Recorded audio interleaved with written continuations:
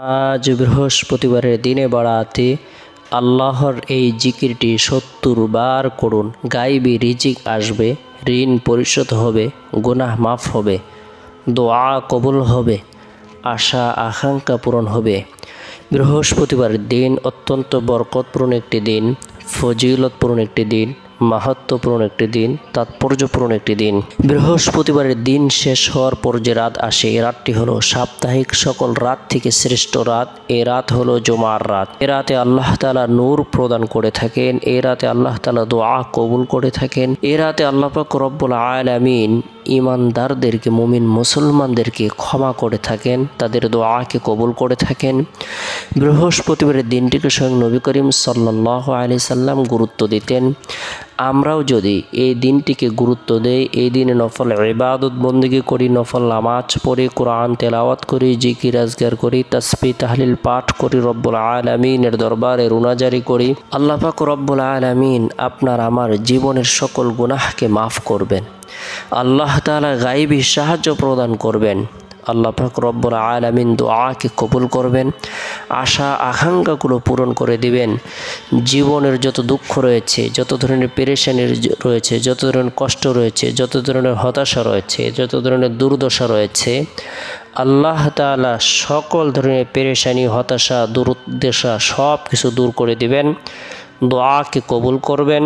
বরকতপূর্ণ এই দিনে ফজরের নামাজ সম্পূর্ণ করার পর আমরা পবিত্র কালামুল্লাহ শরীফের বরকতপূর্ণ, মাহাত্ম্যপূর্ণ, তাৎপর্যপূর্ণ বিশেষ একটি ফজিলতের আয়াত দোয়া আমরা আমল করব। সেটি হলো আয়াতুল কুরসি। নবী করিম সাল্লাল্লাহু আলাইহি সাল্লাম বলেন, যে ব্যক্তি আয়াতুল কুরসির আমল করবে, মৃত্যুর সাথে সাথে সে জান্নাতে প্রবেশ করবে।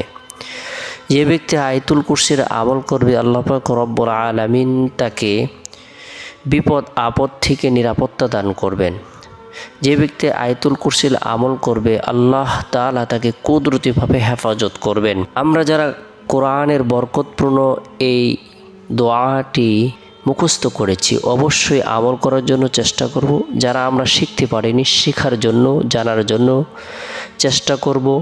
পরিবার পরিজনদেরকে অবশ্যই আয়াতুল কুরসির মতো ফজিলত আয়াতগুলো শিক্ষা প্রদান করব। এরপরে বৃহস্পতিবারের দিন জোহরের নামাজ সম্পূর্ণ করার পর নিরিবিলি এক পরিবেশের মধ্যে বসে কোনো ধরনের কথাবার্তা না বলে একাগ্রতার সাথে মনে প্রাণে বিশ্বাস রেখে গুনাহ মাফের উদ্দেশ্যে ৭০ বার ইস্তিগফারের আমল করব। আস্তাগফিরুল্লাহ রাব্বি মিন কুল্লি যামবি ওয়া আতুবু ইলাইহি, আস্তাগফিরুল্লাহ রাব্বি মিন কুল্লি যামবি ওয়া আতুবু ইলাইহি। ইস্তিগফার এমনই বরকতপূর্ণ আমল, ফজিলতপূর্ণ আমল, যে আমল করার ব্যাপারে আল্লাহ তাআলা আদেশ প্রদান করেছেন, ফাকুলতু আস্তাগফিরু রাব্বাকুম ইন্নাহু কানা গফফারা। তোমরা ঈমান এনে বিগত দিনের গুনাহের কথা স্মরণ করে, নাফরমানির কথা স্মরণ করে, অন্যায় অপরাধের কথা স্মরণ করে খাঁটি দিলে তওবার নিয়তে ইস্তিগফারের আমল করো, ইস্তিগফার আমল করো। নিশ্চয়ই তিনি অত্যন্ত ক্ষমাশীল। ক্ষমা করাকে আল্লাহ তাআলা পছন্দ করেন, ভালোবাসেন। যারা ক্ষমা প্রার্থনা করে, রব্বুল আলামিনের দরবারে ইস্তিগফারের আমল করে, আল্লাহ তাআলা তাদের ধন সম্পত্তির মধ্যে বরকত প্রদান করেন, গুনাহকে মাফ করে দেন। সন্তান সন্ততির মধ্যে আল্লাহ তাআলা বরকত প্রদান করেন। কোনো ব্যক্তি যদি ইস্তিগফারের আমলকে আঁকড়ে ধরে, আল্লাহ তাআলা তাকে পার্থিব উপকারিতা প্রদান করবেন। আল্লাহ তাআলা বলেন, ইউরসিলিস সামাআ আলাইকুম মিদরারা ওয়া ইমদিদুকুম বিআমওয়ালিন ওয়া বানিনা ওয়া ইয়াজআল লাকুম জান্নাতিন ওয়া ইয়াজআল লাকুম আনহারা। তিনি তোমাদের উপর অজস্র বৃষ্টি ধারা ছেড়ে দিবেন, তোমাদের ধন সম্পদ ও সন্তান সন্ততি বাড়িয়ে দিবেন, তোমাদের জন্য সবুজ শ্যামল বাগ বাগিচা স্থাপন করবেন এবং তোমাদের জন্য নদী নালা প্রবাহিত করবেন। সূরা নূহ আয়াত নং 11 এবং 12। ব্যক্তি ইস্তিগফারের আমল করবে, রাসূলুল্লাহ সাল্লাল্লাহু আলাইহি সাল্লাম তার জন্য বিশেষ পুরস্কারের কথা বর্ণনা করেছেন। রাসূলুল্লাহ সাল্লাল্লাহু আলাইহি সাল্লাম বলেন, মান লাজিমাল ইস্তিগফার জাআলাল্লাহু লাহু মিন কুল্লি দাইকিন মাখরাজান ওয়া মিন কুল্লি হাম্মিন ফারাজাও ওয়া রাযাকাহু মিন হাইসু লা ইয়াহতাসিব।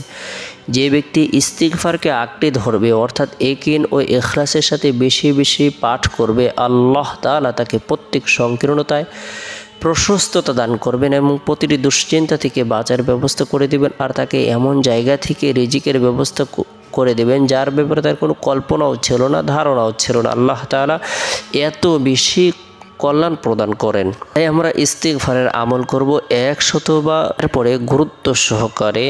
আল্লাহর এই জিকিরটি আমরা 70 বার করব। ইয়া যাল জালালি ওয়াল ইকরাম, ইয়া যাল জালালি ওয়াল ইকরাম। যে ব্যক্তি আল্লাহর এই জিকিরটি করবে আল্লাহ পাক রব্বুল আলামিন তার মর্যাদাকে বৃদ্ধি করে দিবেন। এমন জায়গা থেকে আল্লাহ তাআলা রিজিকের ফায়সালা করে দিবেন যার ব্যাপারে তার কোনো কল্পনাও ছিল না, ধারণাও ছিল না। আল্লাহ তাআলা এত বেশি কল্যাণ প্রদান করবেন। তাই গুরুত্ব সহকারে আমরা ইয়া যাল জালালি ওয়াল ইকরাম বরকতপূর্ণ এই জিকিরটি করব 70 বার। ইস্তিগফারের আমল 70 বার করার পরে রব্বুল আলামিনের দরবারে নিজের জন্য, পরিবার পরিজনদের জন্য, ধন দৌলত বৃদ্ধির উদ্দেশ্যে, গুনাহ মাফের উদ্দেশ্যে, দোয়া কবুল হওয়ার উদ্দেশ্যে আশা আকাঙ্ক্ষা নিয়ে কাকুতি মিনতি করে রুনাজারি করব, প্রার্থনা করব, দোয়া করব। আল্লাহ তাআলা দোয়ার বরকতে কঠিন ও জটিল বিপদকে দূর করে দিবেন, গায়েবী সাহায্য প্রদান করবেন। আল্লাহ পাক রব্বুল আলামিন আশা আকাঙ্ক্ষাকে পূরণ করে দিবেন। এরপরে বৃহস্পতিবারের দিন আসরের নামাজ সম্পূর্ণ করার পর ছোট্ট একটি আমল আমরা অবশ্যই করার জন্য চেষ্টা করব। আস্তাগফিরুল্লাহ, আস্তাগফিরুল্লাহ, আস্তাগফিরুল্লাহ। ফরজ নামাজের পর কোনো ব্যক্তি যদি বরকতপূর্ণ এই আমল করে আল্লাহ পাক রব্বুল আলামিন অবশ্যই তাকে ক্ষমা করে দিবেন। যদিও তার গুনাহ সমুদ্রের ফেনা পরিমাণ হয় না কেন, মরুভূমির বালুকা রাশি পরিমাণ হয় না কেন, আল্লাহ পাক রব্বুল আলামিন অনুগ্রহ করে দয়া করে তার গুনাহকে অবশ্যই মাফ করে দিবেন। বৃহস্পতিবারের দিন শেষ হওয়ার পর যে রাত আসে, এই রাতটি হলো ফজিলতপূর্ণ একটি রাত। এই রাত হলো সাপ্তাহিক সকল রাত থেকে শ্রেষ্ঠ রাত। এই রাত হলো জুমার রাত। এই রাতে আমরা এশারের নামাজ সম্পূর্ণ করার পর তাসবিহ হাতে নিয়ে নিরিবিলি এক পরিবেশের মধ্যে বসে গুরুত্ব সহকারে এই দুরুদের আমল করব 100 বার। আল্লাহুম্মা সাল্লি আলা মুহাম্মাদিন আবদিকা ওয়া রাসূলিক ওয়া সাল্লি আলাল মুমিনিনা ওয়াল মুমিনাত ওয়াল মুসলিমিনা ওয়াল মুসলিমাত। আল্লাহুম্মা সাল্লি আলা মুহাম্মাদিন আবদিকা ওয়া রাসূলিক ওয়া সাল্লি আলাল মুমিনিনা ওয়াল মুমিনাত ওয়াল মুসলিমিনা ওয়াল মুসলিমাত। এই দুরুদের আমল কোনো ব্যক্তি যদি নিয়মিতভাবে করে আল্লাহ তাআলা অবশ্যই তাকে ধনী এবং সুখী বানিয়ে দেবেন।